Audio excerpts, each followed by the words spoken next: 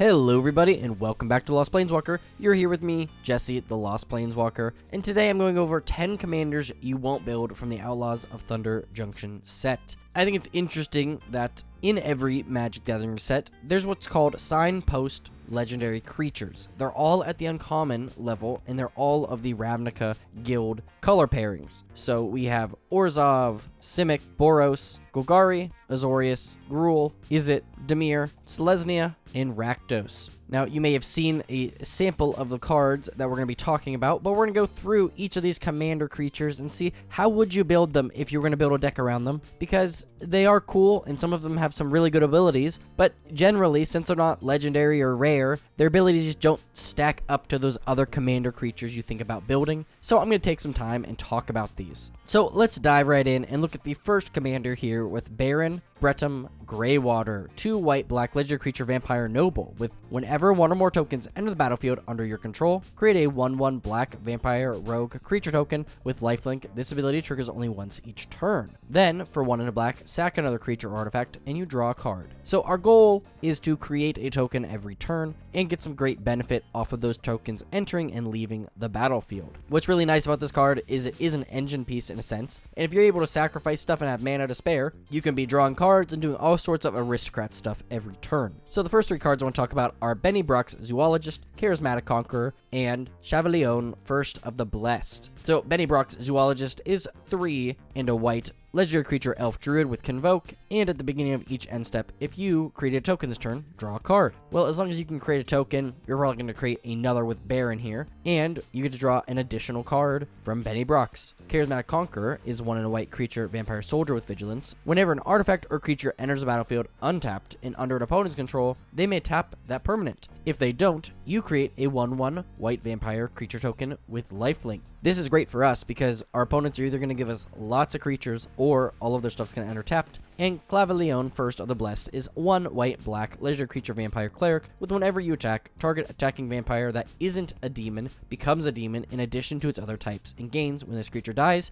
Draw a card and tapped 4/3 white and black vampire demon creature token with flying. This does everything we want to do, powering up the tokens we're creating, then transforming them into even bigger creatures. The sack outlet on our commander will let us turn our creatures into those, letting us draw cards and get bigger payoffs, and that also triggers Baron, meaning we get to make another vampire. So next up, we have Kambal Profiteering Mare, Mirkwood Bats, and Opiomancer. Kambal Profiting Mare, 1 white black legendary creature human advisor with whenever 1 or more tokens enter the battlefield under your control. For each of them, create a tapped token that's a copy of it. This ability triggers only once each turn. Then whenever 1 or more tokens enter the battlefield under your control, each opponent loses 1 life and you gain 1 life. Tokens are just a really important part of Magic. Any sort of constructed format is going to have some sort of token creation to give you the advantage. We get to also make copies of those great tokens they're making, and then we get additional tokens from Baron. In addition, we get some pretty nice drain effects, and talking about nice drain effects, we have Mirkwood Bats, 3 and a black creature bat with flying. Whenever you create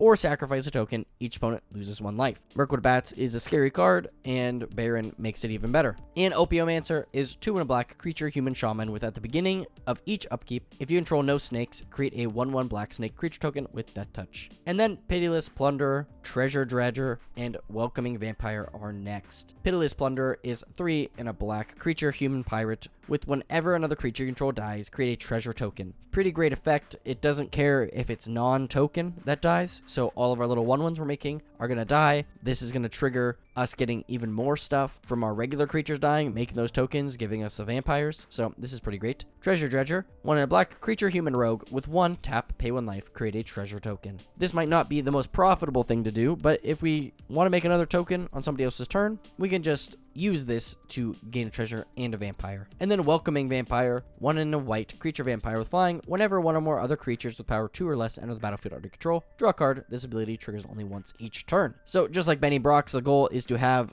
a token of some kind enter a battlefield on each of our opponent's turns and drawing us those extra cards.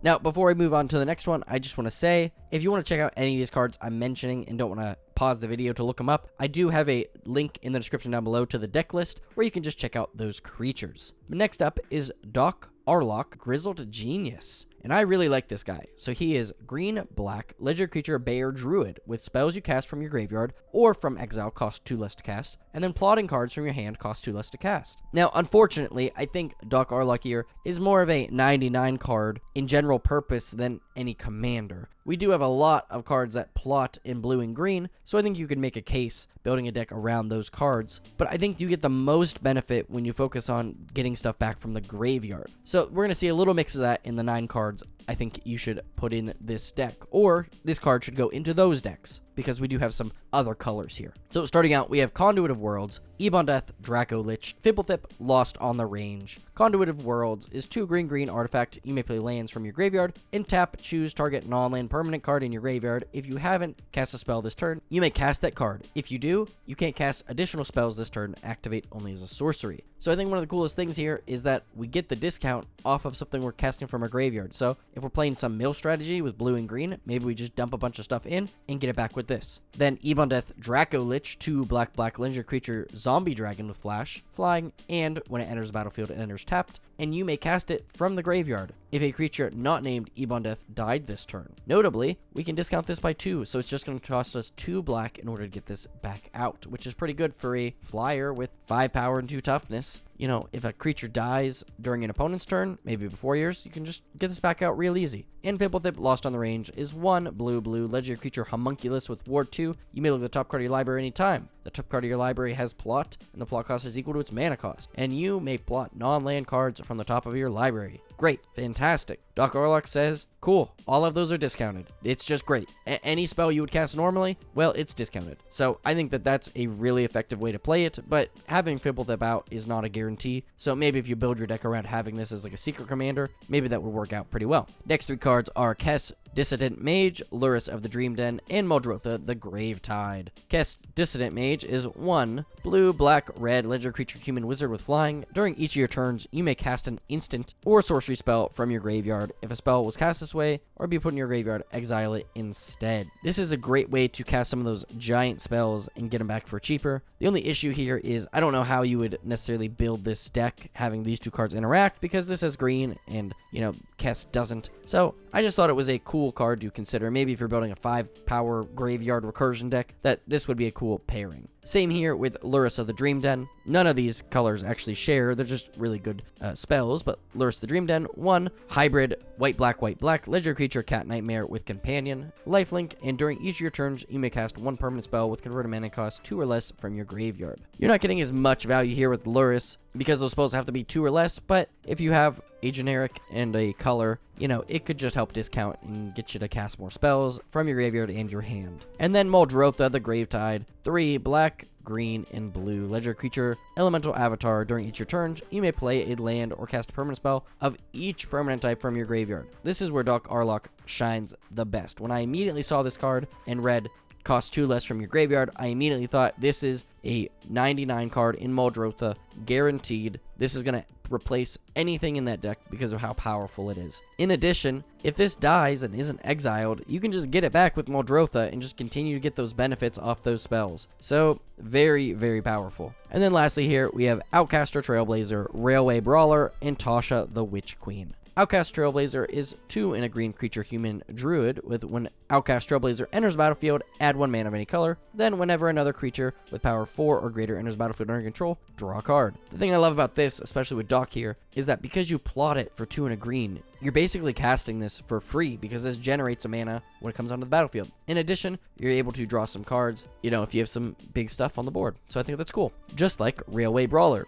3 green creature Rhino Warrior with Reach and Trample. Whenever another creature enters the battlefield under control, put X +1/+1 counters on it where X is its power. You can plot for 3 and a green. I would love to cast a Reach Trample 5/5 that doubles everything that enters the battlefield for just 1 in a green. That's insane. You know, this kind of shows just how good it is with these plot cards. You're getting this insane value for all of your spells that have plot. And then Tasha, the Witch Queen, 3 blue-black legendary planeswalker Tasha with whenever you cast a spell you don't own, create a 3/3 black demon creature token. Then +1, draw a card. For each opponent, exile up to 1 target instant and sorcery card from the player's graveyard, and you put a page counter on it. Then -3, you may cast a spell from among the cards exiled with a page counter on them without paying its mana cost. Tasha was just one of those good cards I would like to include in a deck with Doc, because casting stuff from exile, which Tasha does for free, is great, but if you compare this up with other things you're casting from exile and Tasha's static ability, you're going to be able to make a ton of creatures in addition casting stuff for cheaper. It's a great color pairing. I think Doc here is one of the strongest cards to go in a deck, but on his own,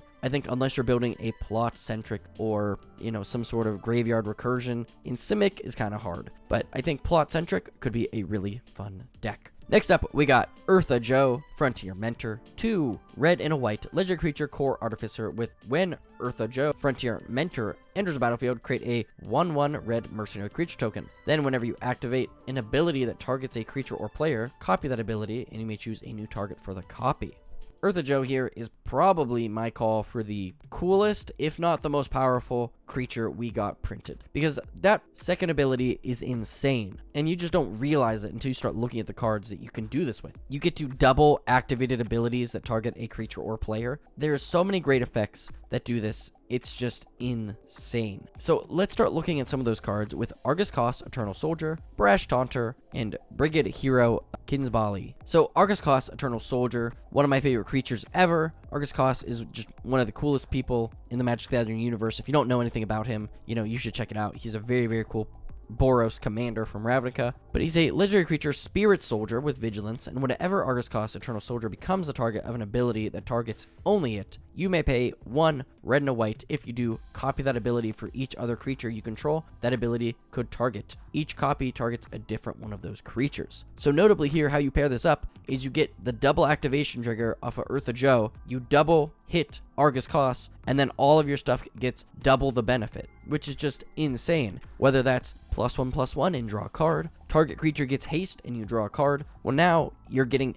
everything that ability, and everything is just incredibly stacking up and giving you a ton of benefit. But one of my favorites here is Brash Taunter, which we got this new Ravnica art that I love, but it's 4 and a red creature goblin with indestructible. Whenever Brash Taunter is dealt damage, it deals that much damage to target creature. Then 2 and a red, tap, Brash Taunter fights another creature. So basically, you can fight the same creature or whatever, but if your opponents have, let's say a 10/10, boom, boom, you hit it twice. You deal 20 damage to your opponents for 3 mana. That seems awesome. And then Brigade, Hero of Kinsbale, is 2 white legendary creature, Kithkin Archer with first strike and tap. This deals 2 damage to each attacking or blocking creature target player controls. Now that's 4 damage. Yeah, this is just an insane card. It's like a mini board wipe that singly targets an opponent, and if all of those are creatures, that's amazing. The key piece here is it says target. You're not targeting those creatures, you're targeting the player, so it's gonna double. Next up, we have Denly Streetwise Lookout, Fury Stroke Giant, and Intrepid Hero. Denly Streetwise Lookout, 2 and a white legendary creature Human Soldier, one of the coolest cards from the newest Ravnica set here,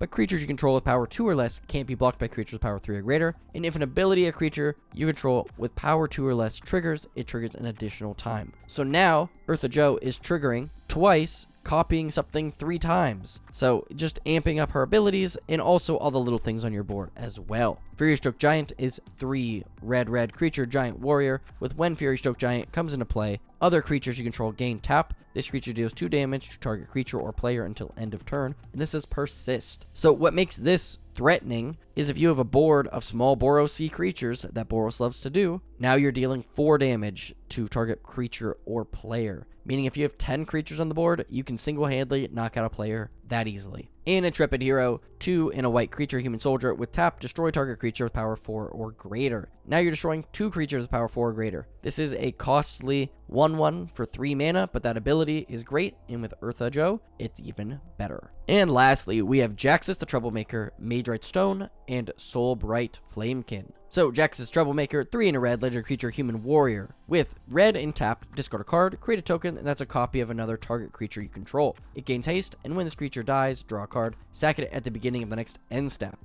And it has Blitz as well in case you want to do that. Though with Eartha Joe, discard 1 card, make copies of 2 cards. They're both going to die, but you get to draw 2 cards, so seems pretty powerful. Magerite Stone, 2 generic artifact with 1 in tap, untap target creature that has an activated ability with a tap symbol in its cost. Hey, any of these cards we've already talked about, but again, I mean, yeah, that's it. It's just cool. And then Soul Bright Flamekin. 1 in a red, 2 generic mana, target creature gains trample until end of turn. If this is the 3rd time this ability has resolved this turn, you may add red, red, red, red, red, red, red, red to your mana pool. So now you only need to put 4 mana into this to get 8 mana out, because it'll trigger an additional time off of Eartha Joe. So this is a very cool way to make mana, and you could potentially do this on your opponent's turns as well, because it doesn't say at sorcery speed. So very cool effect. So now let's move on to that next commander you won't build, which is actually one of my favorite cards from this set overall, is Honest Rustin. 1 black-green, legendary creature, human warlock. When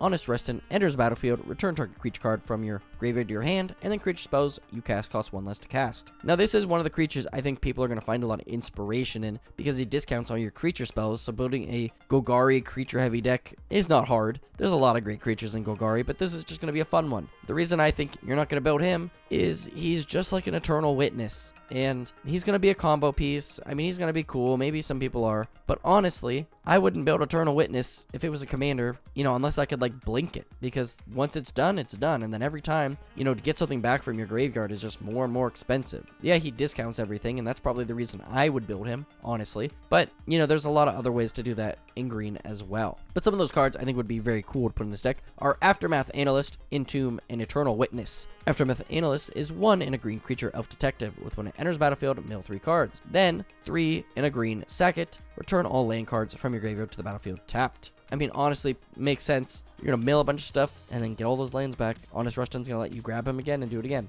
Entomb, one of my favorite cards. Single black instant, search your library for a card, put the card into your graveyard, then shuffle. This basically works like a demonic tutor, or I guess this basically works like a tutor with Honest Rustin, because you can choose whatever creature you want, throw it in the bin, cast Honest Rustin, and get it back. And then Eternal Witness, 1 green creature, human shaman. When it enters battlefield, you may return a card from your graveyard to your hand. I don't have to explain this card. It's pretty much a staple. You see this played a lot. I love it. I honestly wouldn't get Honest Rustin with Eternal Witness, because what was the point there? But I think it is pretty good, unless you're trying to get something that isn't a creature, I guess. But it's a cool other card to throw in this deck. Next, we have Grist, the Huntertide, Marin of Clan Neltoth, and Noxious Gearhulk. Grist here technically counts as a creature when it's in the bin, so this is a cool grab for Honest Rustin, but for 1 black-green legendary planeswalker Grist, as long as it isn't on the battlefield, it's a 1/1 insect creature in addition to its other types. +1, create a 1/1 black and green insect creature token, then mill a card. If an insect card was milled this way, put a loyalty counter on Grist, and repeat this process. -2, you may sack a creature. When you do, destroy target creature or planeswalker. And -5, each opponent loses life equal to the number of creature cards in your graveyard. Pretty cool effect, pretty strong piece, but Grist is definitely something I would love to tutor up with Honest Rustin. Marin of Clan Neltoth is 2 black-green legendary creature, human shaman, with whenever another creature dies, you get an experience counter. Then, at the beginning of your end step, choose target creature card in your graveyard. If that card's mana value is less than or equal to the number of experience counters you have, return to the battlefield. Otherwise, put it in your hand. So this is a perfect card for Marin. 1, we can return stuff back to the battlefield, maybe some little creature that we want to sacrifice again, or if we're bringing back something bigger, we can discount it and cast it on our next turn. And then Noxious Gearhulk, 4 black artifact creature construct with menace, and when Noxious Gearhulk enters battlefield, you may destroy another target creature. If a creature is destroyed this way, you gain life equal to its toughness. A great destroy creature entering trigger that also gives you a body on the board. And lastly, we have Sakura Tribe Elder, Sir Conrad the Grim, and the Gitrog Ravenous Ride. Sakura Tribe Elder is a no-brainer. 1 in a green creature, snake shaman, sack it, search for a basic, put on the battlefield tapped, then shuffle. This is a perfect card I want to get, play for a single green, and then use it to block another big creature by sacrificing it and getting an additional land. It basically pays for itself. Sir Conrad the Grim, 3 black legendary creature, human knight, with whenever another creature dies or creature card is put into a graveyard from anywhere other than the battlefield, or a creature card leaves your graveyard, Sir Conrad the Grim deals 1 damage to each opponent. Then for 1 in black, each player mills 1 card. Honest Rustin's gonna pull something out, triggering Sir Conrad, and it is very good. And then the Gitrog Ravenous Ride, 3 black green legendary creature, Frog Horror Mount with trample and haste. Whenever the Get Rog Ravenous Ride deals combat damage to a player, you may sacrifice a creature that's saddled it this turn. If you do, draw X cards, then put up to X lands from your hand on the battlefield tap, where X is the saddled creature's power. Obviously, we're going to sacrifice something, get it back, cheaper to cast, blah, blah, blah, blah, blah. You got the deal. Honest Rustin's pretty simple. So next up here, we have Gem, Lightfoot, Sky Explorer. 2 white and a blue legendary creature human scout with flying and vigilance, and at the beginning of your end step, if you haven't cast a spell from your hand this turn, draw a card. This one is pretty interesting because I think there's 2 ways really to build around this. Obviously, all the new plot cards from this set are great because you're not casting them, you're putting them into the plot zone, and then you cast them from exile. So there's a lot of good benefit there. So let's look at some of the cards I decided to throw in Gen here. And I think that there's some cool cards, and you'll see why they kind of have a theme to them, but there's a lot of flash creatures in here. So we have Alhammart's Archive, Alms Collector, and Archivist of Ogma. So Alhammart's Archive, 5 generic legendary artifact. If you would gain life, gain twice that much life instead. And if you draw a card, except for the first one you would draw on each of your draw steps, draw 2 instead. So Gem here, hey, don't cast anything on your turn, draw 2 cards. That's pretty cool. Alms Collector, 3 and a white creature cat cleric with flash. If an opponent would draw 2 or more cards, instead you and that player each draw a card. If you got a blue player at the table who's going to draw out a ton of stuff, just flash in this creature and gain some benefit. And then Archivist of Ogma, 1 and a white creature halfling cleric with flash. Whenever an opponent searches their library, you gain 1 life and draw a card. Next up, we have Aven Interrupter, Doorkeeper Thrall, and Final Word Phantom. Aven Interrupter, 1 white creature bird rogue with flash flying, and when it enters, you may exile target spell and it becomes plotted. Spells your opponents cast from graveyards or from exile cost 2 more to cast. This is notably one of the very cool cards from the set, and it's going to be worth a couple bucks, so maybe pick one up. Doorkeeper Thrall, one of my favorite creature types, 1 and a white creature Thrall flash flying. Artifacts and creatures entering the battlefield don't cause abilities to trigger. Very interesting. Very cool way to just stop an opponent dead in their tracks. And then Final Word Phantom, 2 in a blue creature spirit detective with flash flying, and during each of your opponent's end steps, you may cast a spell as though it had flash. This gives you another opportunity to cast spells without having to cast them on your turn and getting that additional card draw. Then we have Geyser Drake, Smirking Spelljacker, and Wrangler of the Damned.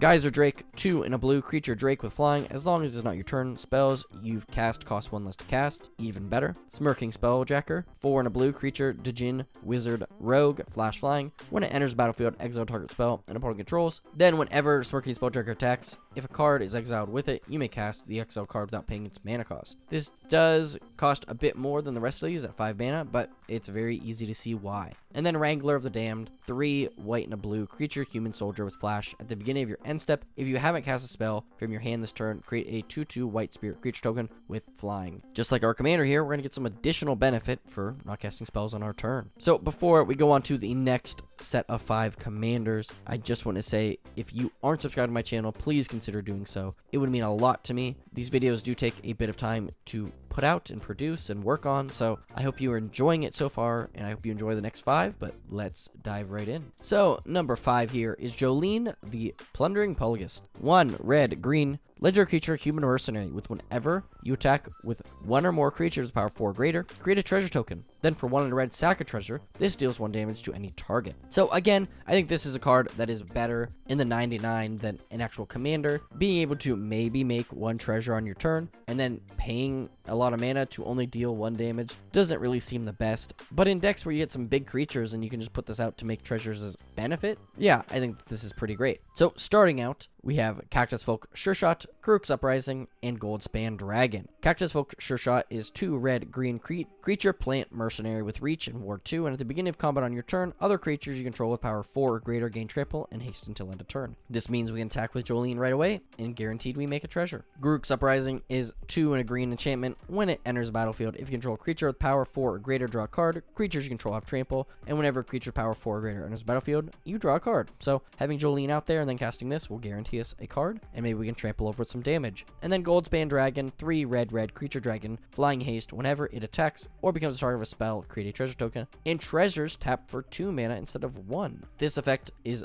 quite neat, and the extra treasure from Jolene will make it so that we can cast additional spells on our turns for free. Gwenna, Eyes of Gaia, Jolene the Plundering Queen, and Outcaster Trailblazer are next. Gwenna, Eyes of Gaia, 2 in a green legendary creature, Elf, Druid, Scout. With tapped add 2 mana in any combination of colors, spend this mana only to cast creature spells and activate abilities of creatures or creature cards. Then, whenever you cast a creature spell with power 5 or greater, put a +1/+1 counter on Gwenna, Eyes of Gaia, and untap it. So similarly to the playstyle of Jolene, we want to get some additional benefit for playing some big things or attack with some big things, and that's what Gwenna here does. Now, Jolene the Plundering Queen, 2 red, green, legendary creature, human warrior, with whenever a player attacks one or more of your opponents, the attacking player creates a treasure token. If you create one or more treasures, instead create those tokens plus an additional treasure instead, and you can sacrifice 5 treasures to put 5 +1/+1 counters on Jolene. Jolene might not start out very big, but creating a ton of treasures can get her there. In Outcaster Trailblazer, I already talked about this card. It's very good. 2 in a green. When it enters, you add 1 mana of any color, and then whenever a creature power 4 greater enters, you draw a card. Jolene notably is going to be able to trigger that, and if we plot this the turn before, then cast this, then Jolene, we're just getting some great benefit. So the next 3 here, we have our Roxanne Starfall Savant, Temur Sabertooth, and Terror of the Peaks. Roxanne Starfall Savant, 3 red and a green, legendary creature, Cat Druid. With whenever Roxanne Starfall Savant enters battlefield or attacks, create a tapped colorless artifact token named Meteorite. When this enters, it deals 2 damage, and you can tap to add 1 mana of any color. Whenever you tap an artifact token for mana, add 1 mana of any type that artifact token produced. Notably, this doubles on treasure tokens because you are tapping a treasure token to generate mana, which is why it's in this deck, and why I think Roxanne is going to be a staple card we see in a lot of treasure-centric commander decks. Temur Sabertooth, 2 green, creature, cat, 1 in a green. You may return another creature you control to its owner's hand. If you do, Temur Sabertooth gains indestructible until end of turn. Everything I've said so far about ETBs and attacks and blah blah blah blah blah, Temur Sabertooth lets us get those things back in our hand so we can do it all over again. And finally, Terror of the Peaks, 3 red creature dragon with flying. Spells your opponents cast that target it have to pay an additional 3 life to cast. Then, whenever another creature enters battlefield under your control, Terror of the Peaks deals damage equal to that creature's power to any target. Jolene has a big power, which is really nice for 3 mana. Terror of the Peaks triggers are going to be fantastic. In addition, all of our other big stuff that you're going to be putting in a deck like this is going to get lots and lots of love off of Terror of the Peaks. So next up here, we have Karam, Violent Cacophony, 2 blue and a red legendary creature zombie whore with flying, and whenever you cast your second spell each turn, put a +1/+1 counter on Karam, Violent Cacophony, and you draw a card. Yeah, this is a spell slinger-centric deck. None of the cards I'm going to mention here are going to be surprising to any of you, but we're going to run through them anyways real quick. First off, we have Archmage Emeritus, Goblin Electromancer, and Gutter Snipe. Archmage Emeritus is going to draw you a card whenever you cast an instant or sorcery or copy a spell. A Goblin Electromancer is going to make your spells cheaper to cast. And Gutter Snipe is going to deal damage to each opponent whenever you cast an instant or sorcery. Next is Joran Rune Diver, Razzle Dazzler, and Rodeo Pyromancer. Joran Rune Diver says whenever you cast your second spell, draw a card. Well, we plan to do that in this deck. Razzle Dazzler, 1 in a blue. Whenever you cast your second spell, put a +1/+1 on it, and it can't be blocked this turn. And Rodeo Pyromancer, whenever you cast your first spell, a little different, add 2 red mana, so you can have more mana to cast your next spell. Yep, that makes sense. Then Stormkiln Artist, Third Path Iconoclast, and Young Pyromancer. Stormkiln Artist gets bigger for each artifact you control. Then, whenever you cast or copy an instant or sorcery, you create a treasure, making it even bigger, giving you more stuff to cast more spells with. Third Path Iconoclast says whenever you cast a non-creature spell, create a 1/1 colorless soldier artifact creature token. And Young Pyromancer says whenever you cast an instant or sorcery, create a 1/1 red elemental creature token. I don't think any of these cards are really going to surprise you, but there was a few new ones I added in there with Razzle Dazzler and Rodeo Pyromancers that I think could be good additions to this type of deck. So next up, one of the creatures I think has a lot of potential and can be very strong just depending on how well you're able to actually achieve this strategy. But we have Lazav Familiar Stranger. 1 blue-black legendary creature shapeshifter with whenever you commit a crime, you may put a +1/+1 counter on Lazav Familiar Stranger. Then you may exile a card from a graveyard. If a creature card was exiled this way, you may have Lazav become a copy of that card until end of turn. This ability triggers only once each turn. Targeting an opponent, anything you control, or cards in the graveyard is a crime. So what I like about Lazav here is you just want to put as much stuff in your bin as possible, then commit a crime, and it just becomes a copy of that creature. So you get the benefits of all your best creatures without actually having to pay for them. It may only be once, but as long as it's once, that's good enough for me. So let's start out by looking at some of the creatures with Ancient Brass Dragon, Ancient Silver Dragon, and Consuming Aberration. Ancient Brass Dragon and Ancient Silver are 2 of the dragons from the D&D set. They say whenever they deal damage, you roll a d20, and whatever the result is, you get an effect. Ancient Brass Dragon says you can put X number of cards from a graveyard onto the battlefield, where X is the result. And Ancient Silver Draken just draws you X number of cards, whatever you roll. And you have no max hand size for the rest of the game, which is a pretty sick effect. Then Consuming Aberration, 3 blue-black creature horror that says Consuming Aberration's power and toughness are equal to the number of cards in your opponent's graveyard. Then whenever you cast a spell, each opponent reveals cards from the top of their library until they reveal a land card and put those cards into their graveyard, fueling Lazav even more. Next up, we have Fleet Swallower, Glimpse of the Unthinkable, and Phage the Untouchable. Fleet Swallower is a just big old fish that says when it attacks, target player puts the top half of their library rounded up into his or her graveyard. Just on attack, not damage, not blah blah blah blah blah. Just maybe do this to your own deck and then just have infinite hits with Lazav for the rest of the game.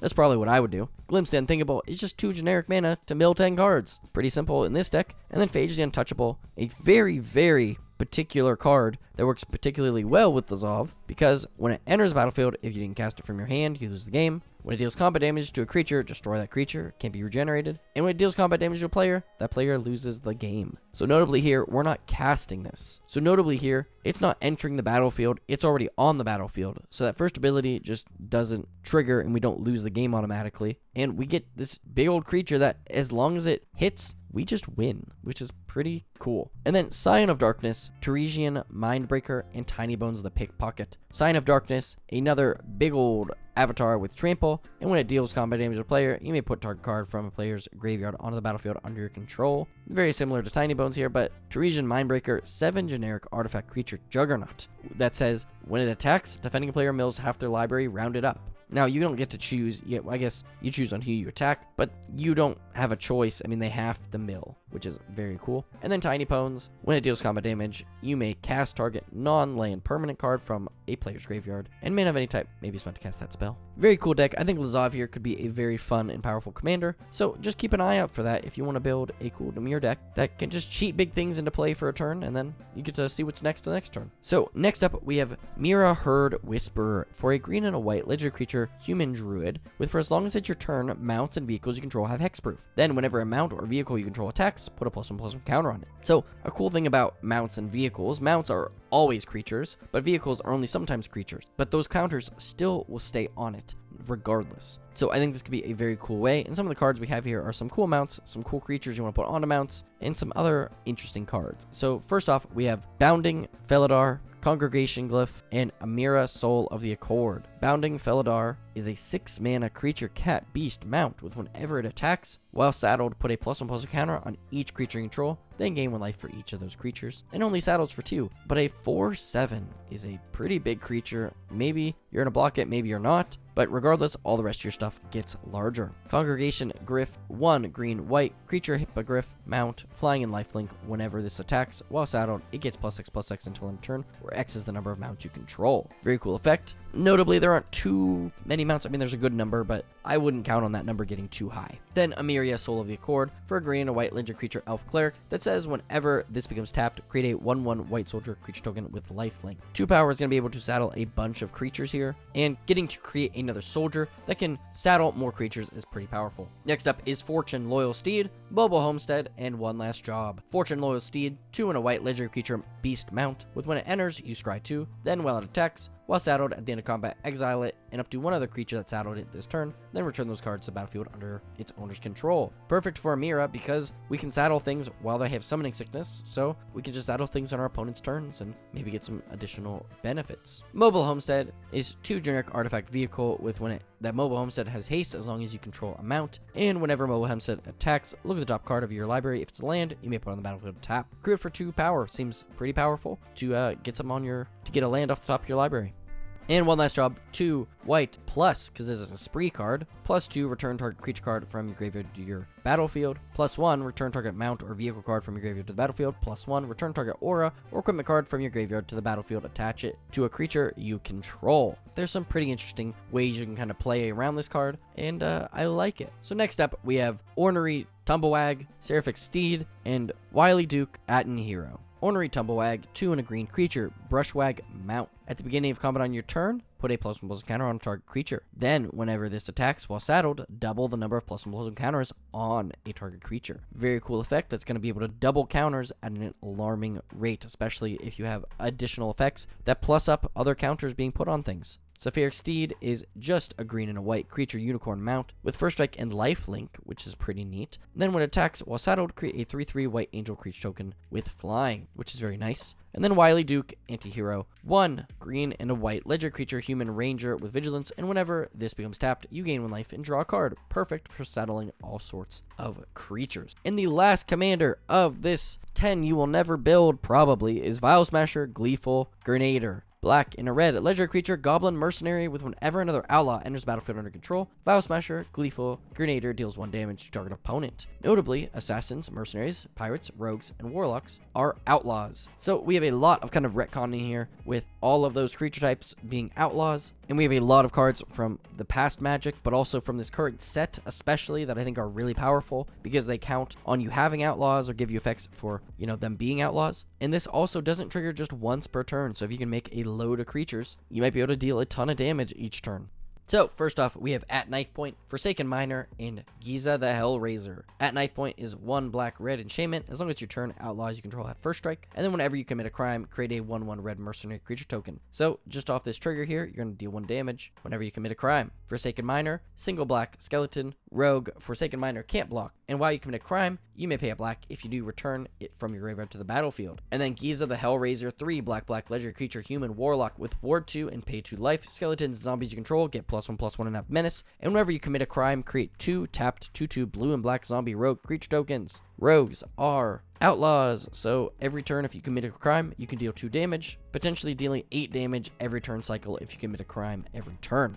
Next up is Hellspur Brute, Hellspur, Posse Boss, and Impact Tremors. Hellspur Brute is great because he has affinity for outlaws, meaning you could cast him for a single red mana, and it's a 4/5 with trample. Hellspur Posse Boss is 2 red creature, lizard rogue, with their outlaws you control have haste, and then whenever it enters, create 2 1/1 red mercenary creature tokens. So 3 damage just off this guy entering, and he gives all of those guys haste, so you can immediately tap them or attack with them. And Impact Tremors obviously works just like Vial Smasher here. Whenever a creature enters the battlefield under control, it deals 1 damage to each opponent. Doubling up that is going to be insane, and your opponents are going to be really worrying. And lastly here, we have Laughing Jasper Flint, Magda the Horde Master, and Tiny Bones the Pickpocket. Laughing Jasper Flint is 1 black, red, legendary creature, lizard rogue, with creatures you control but don't own are mercenaries in addition to their other types. And at the beginning of your upkeep, exile the top X cards of target opponent's library, where X is the number of outlaws you control. Until in turn, you may cast spells from among cards, and you may spend mana of any type spent to cast those spells. Very cool effect, counting those outlaws, giving you a ton of additional benefit by taking a bunch of cards off your opponent's library. Magda the Horde Master, 1 in a red, legendary creature, dwarf berserker, with whenever you commit a crime, create a tap treasure. Then sack your treasure, create a 4/4 red scorpion dragon creature with flying and haste. A great way to get some additional benefit for committing crimes as well. And then Tiny Bones Pickpocket, single black, legendary creature, skeleton rogue with death touch. Whenever it deals combat damage to a player, you may cast target non-land permanent card from the player's graveyard, and mana of any type can be spent to cast it. And notably, if you select something from your opponent's graveyards, it's going to count as a crime because you're interacting with their graveyards. So you get a whole bunch of other triggers off of all your other outlaws. So I would say, hey, look out for outlaw cards and kind of revamped outlaw cards, because I think you could build some pretty cool decks with all these creature types that just weren't available, or you didn't have enough synergy between them to play them, but now you do. And with that, I would just like to say thank you so much for watching. This video is way longer than I thought it would be, or I wanted it to be, but I hope you kind of see some of the cool cards I think you could run with some of these commanders. And tell me, are you actually going to build one of these, or have you already built one of these decks? I would love to know it, but my general consensus is nobody's going to build these. They're uncommon legends from this set that,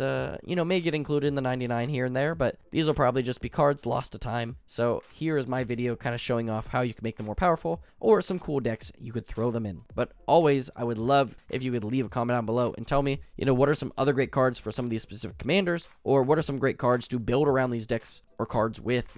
Anything you want to type down there in the comments would be amazing and help me out a ton. But in addition, if you would please consider subscribing to my channel, leaving a like, and sharing this with a friend, that would also mean the world to me. Like I said in my last video, I'm going to be working on some additional ways people can help support me if they'd like that or not. These videos do take a lot of time to edit, so I would appreciate that. But today's Scryfall card of the day is none other than Soul Ring. Very cool pick. But lost to time is the artificer's art of trapping light from a distant star in a ring of purest gold. Thank you so much for watching, and as always, I'll see you later, Planeswalkers.